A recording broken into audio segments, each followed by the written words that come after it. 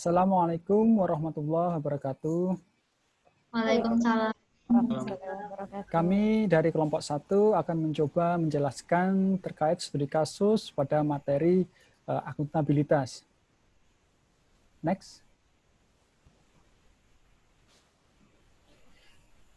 Berikut ini adalah anggota dari kelompok kami, NDH 1, Mbak Alfi Suci, NDH 5 saya sendiri, Ardiansyah Fauzi, NDH 9, Mbak Desi Ridho, NDH 13, Mbak Indira Anggriani, NDH 17, Mas Muhammad Imron, NDH 21, Mbak Ninyoman, NDH 25, Mas Nur Fajri, NDH 29, Mas Ridwan Halik, NDH 33, Mbak Resmasari, dan yang terakhir NDH 37, Mas Taufik Hidayat.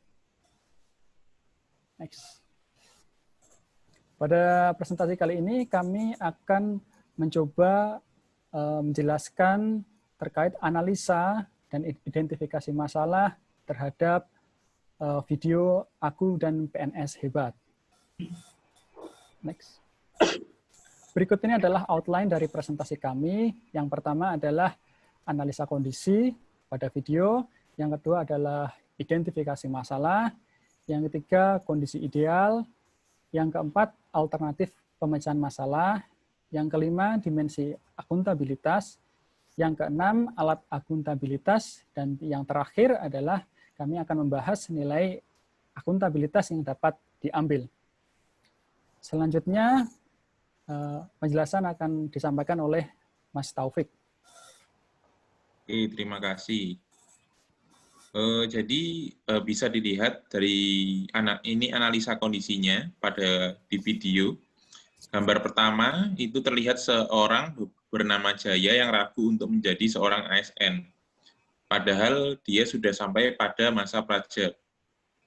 Penyebabnya adalah orang-orang yang di sekitarnya itu menyebarkan isu negatif. Padahal isu tersebut tidak dapat dibuktikan secara jelas dan detail beritanya. Jadi ini oknum-oknumnya. Selanjutnya. Baik, selanjutnya giliran saya. Lanjutan dari Pak Taufik ialah dia tidak memperdulikan ucapan dari teman-temannya karena itu termasuk hoax dan tidak dapat dibuktikan secara nyata.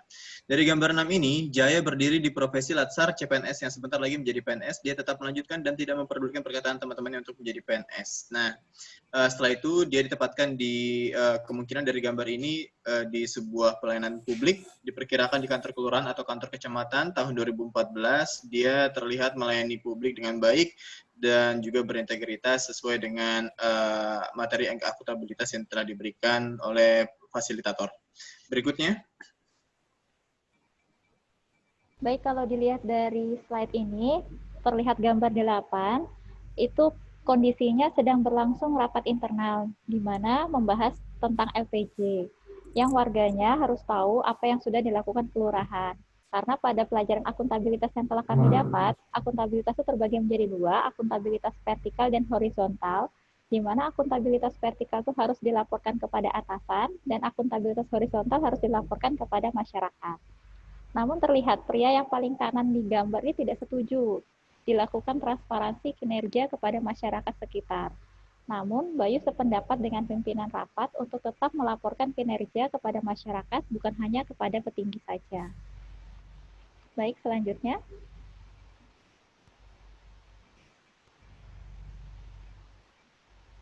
Terlihat di gambar 9, Jaya memiliki akuntabilitas individu dengan pulang kerja tepat waktu. Di gambar 10, Jaya menempelkan hasil laporan kinerja sebagai bentuk akuntabilitas secara vertikal.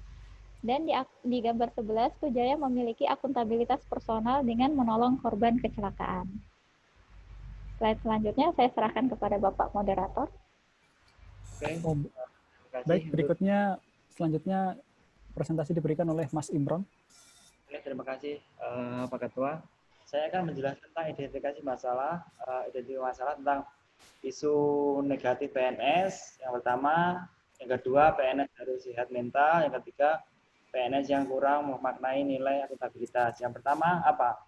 Isu negatif PNS. PNS itu dikomunikasikan sebagai apa? Mungkin PNS korupsi, etos kerja keras yang rendah, PNS kurang produktif, dan indisiplin PNS. Yang kedua, PNS giat mental. Itu pertama, berproduktif dan PNS disiplin waktu. Yang ketiga apa? PNS yang kurang memaknai nilai akuntabilitas. Akuntabilitas ini dibagi 3, yaitu akuntabilitas individu, yang kedua akuntabilitas horizontal, dan ketiga akuntabilitas vertikal. Oke, selanjutnya saya serahkan ke Pak Ketua. Silahkan Mas Fajri. Siap. Jadi di slide ini kondisi ideal yang harus ada di dalam diri PNS selama menjalankan tugas itu ada 2. Yang pertama, PNS harus head mental, yaitu jadi dia selalu berpikir secara positif dan tidak suka mencari kesalahan-kesalahan. Lalu yang kedua adalah PNS harus memiliki akuntabilitas, jadi dia memiliki kewajiban untuk mempertanggungjawabkan hasil yang ingin dicapai. Dan sebenarnya untuk secara umum PNS itu wajib memiliki rasa mengabdi kepada negara. Ini seperti itu. Untuk selanjutnya saya serahkan. Silahkan Mbak Rosma. Alternatif pemecahan masalah untuk pemberian sanksi yang tegas, bisa sanksi berupa teguran, tertulis hingga pemecatan. Kemudian PNS harus memiliki moral yang baik, yaitu tahu mana yang benar dan tahu mana yang salah. Saya kembalikan lagi ke moderator. Selanjutnya Mbak Alfi.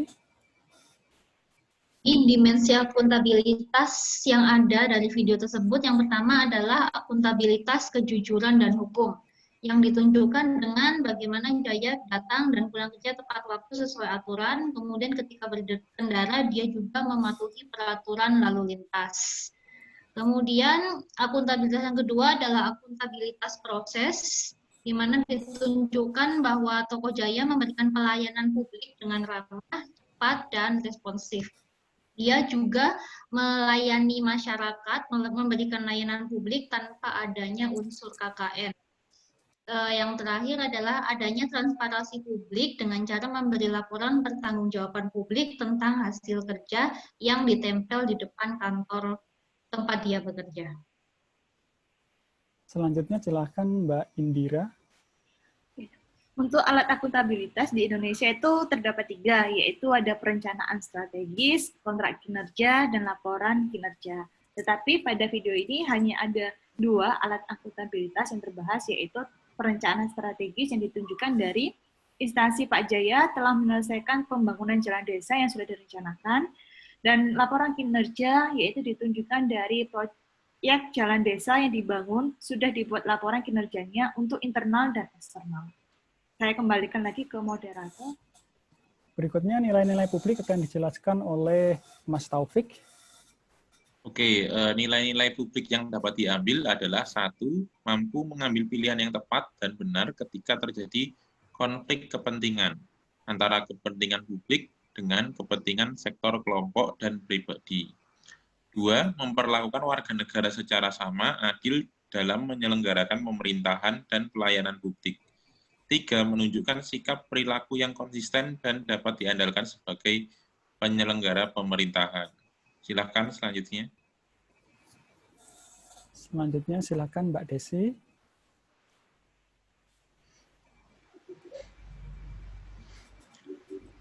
Kepemimpinan, transparansi, integritas, tanggung jawab, keadilan, kepercayaan, dan kejelasan, konsistensi.